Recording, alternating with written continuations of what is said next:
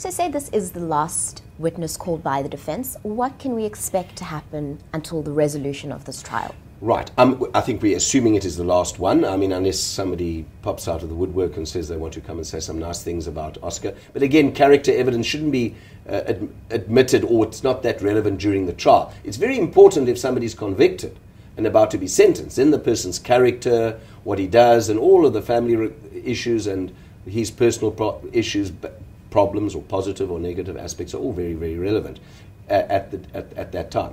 So the closing of the defense case, if let's assume Gerrie's not going to ask for his case to be reopened, to call maybe one witness to rebut some of the stuff, then there will be argument by the state first. They may require some time to look at some of the aspects, present heads of argument, come to court and argue, and the defense would then also respond. Because we mustn't forget, the state has to prove its case beyond a reasonable doubt.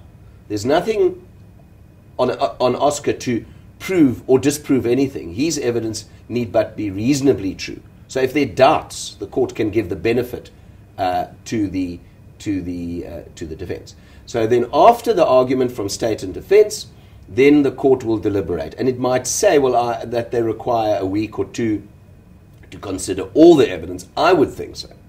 I think any judge, particularly with this high-profile, media-followed case, is going to say, hang on, I just want a week or two, go through all the evidence, and then she will deliberate with the assessors. And don't forget, the assessors are there to look at the factual issues only.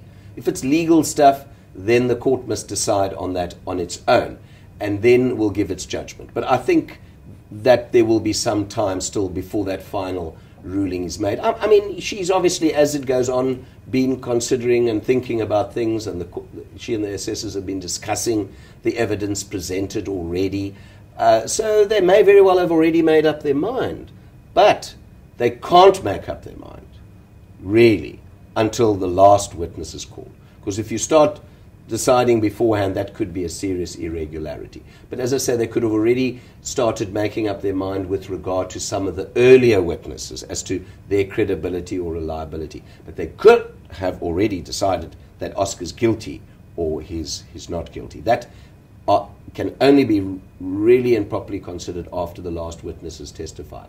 But one doesn't know what's going on in their minds. They might already have said Oscar's guilty or he's not guilty, but legally speaking, you need to be objective as a court right throughout to the last witness. In fact, right up till the point of argument. Subjectively, a judge might be thinking, hang on, this guy's really, really guilty, and there might be a brilliant legal argument by the defense on some aspects, pointing out certain things, that the judge could be persuaded. Sometimes one has that on an appeal.